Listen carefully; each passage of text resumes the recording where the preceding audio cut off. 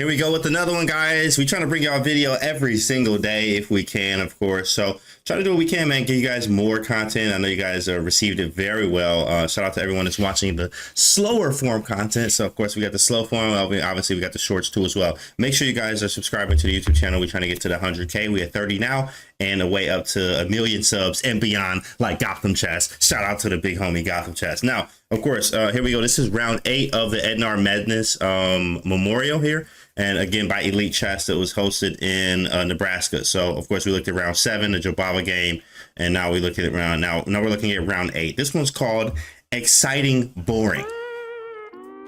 Exciting Boring. Well, let's see why. Okay, so in this round, I played Brian G. Actually, I played him a long time ago. He was only a national master then. I played him actually in 2019, maybe not too long, but definitely long enough. I think it was 2019, but he was a national master then, and he was actually a kid still. I mean, he's like probably 16, 17 now. So back then he was already NM, which I was kind of like the same. I mean, I hit expert at like 12 and then maybe NM around 15 or 16, something like that. But so Brian C, very strong, and believe it or not, I had black against him then too as well, which that game ended in a draw. So let's see what happens in this game. This was called Exciting Boring. So he goes E4. I know he's an E4 player. Actually, the same game that ended in a draw before was a knight orf Sicilian, because you know I like a knight orf. So C4, knight F3, and D6. D4, take, and knight F6. Now in our previous game where it was a draw, he actually went knight C3, A6, and then he went bishop C4 for the Solzhen, and that ended in a draw there. Very exciting draw. I think I actually put that in somewhere on YouTube, but maybe it's under the Night Orf files. Maybe you guys can check it and try to find that. World Open 2019, it might be in that playlist of me playing actually Brian G, the same guy.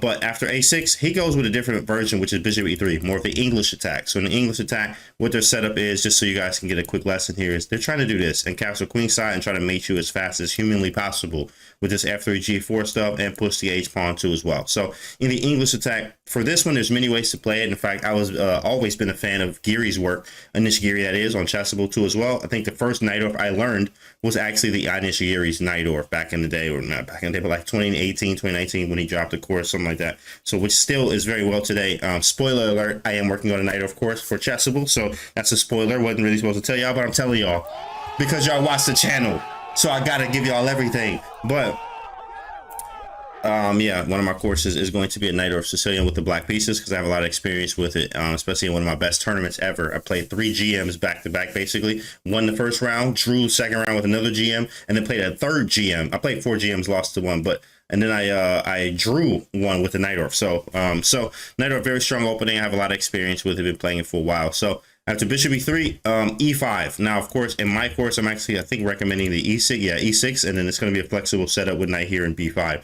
A very quick play. But, excuse me, after bishop E3, I played the E5 line, which is the regular stuff that I'm used to playing. In Geary's white course with white, he recommends knight F3 because I've not played as much. But here, knight B3 is actually the standard theory. Basically, for black, what we do is we go bishop E7, bishop E6, we castle. We actually play H5 when white can play G4. You know, the timing has to be correct there. And then we play knight B to D7 and rook over to C8. We play B5 and B4 and we castle, right? So all these arrows, so you can understand these ideas for later, right? So after knight B3, bishop E7, F3, right? So he can go G4 next, but it's not necessary for us to play H5 just yet, because, you know, it does make some concessions with stuff like D5 that we can get in, especially after our move bishop E6.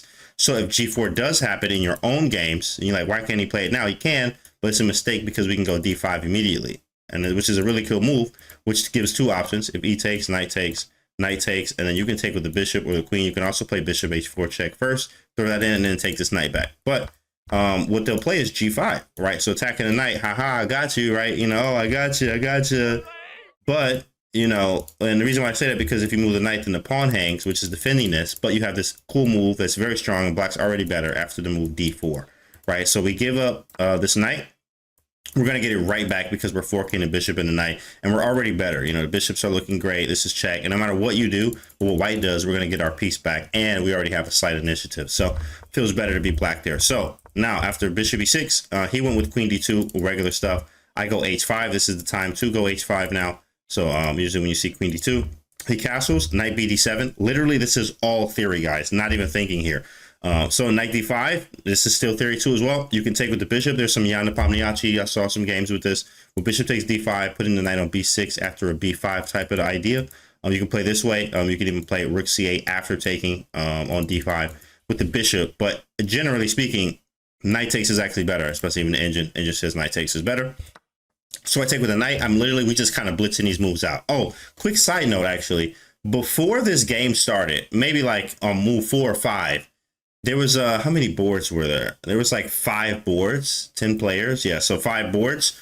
And I think 4 of them automatically drew. I don't know what was going on with this round, but like 4 boards were drawn, like quick draws, very fast draws. Very like, you want to draw, very quick draws. And like the first 5 minutes. So me and him look at each other like, what is going on in this round? Like, what are they, like, why everybody drawing in this round? So it was, which is as long as you play 5 moves, you can actually agree to a quick draw. It's called like the GM draw in a way. But that's what happened. It was like 4 or 5 4 draws, 3 or 4 maybe. I think there was 2 games left, our game and another game. Me and Brian's game and someone else's. I don't remember who, but there were like 3 or 4 games drawn immediately, basically, something like that. So I was like, all right, cool. But after knight takes d5, e takes, and then I go bishop f5. This is all theory. This is all theory still. We still, what is this? I don't know what this is. This is move 13, and we're still in theory. So he goes bishop d3, and then after takes and takes. Now, believe it or not, guys, after, already seeing 3 or 4 draws, he's high rated too as well. After 3 or 4 draws, I'm seeing these draws, and then I see this position, and I'm like, this is boring, bro. This is very, very boring. And this is why it's called the exciting boring, because Najdorf is very exciting, very exciting. But then we get this position where it's very, very, very boring. And of course, seeing all those draws and etc. and stuff like that. If you look in the database, Black has good results with this, but not a lot of wins. It's more like some draws, Black few wins, White wins some games too, obviously. But, it's not like, this is not a fighting game right here at all. Right, so it's just not fun to play, believe it or not. So actually, believe it or not, in my own Najdorf course, I'm actually giving more exciting lines, because that's how I like to play chess. I just don't want to be playing, to play a slow position and etc. We can, and you can do this, and there's a time for that. A lot of times, when you learn how to play that way, of course, I recommend Grind Like a Grandmaster. Shout out to David Howe and Magnus Carlsen. Those are great books to learn that type of style and learn what to do in those type of positions. But I'm like, seeing those 3 to 4 draws in this position, not really giving us a lot, because in this move, in fact, Black to move here actually in this position, while I grab, that's the timer right there. Where's my phone, by the way? But while I grab that, you guys figure out, what do you do in this position?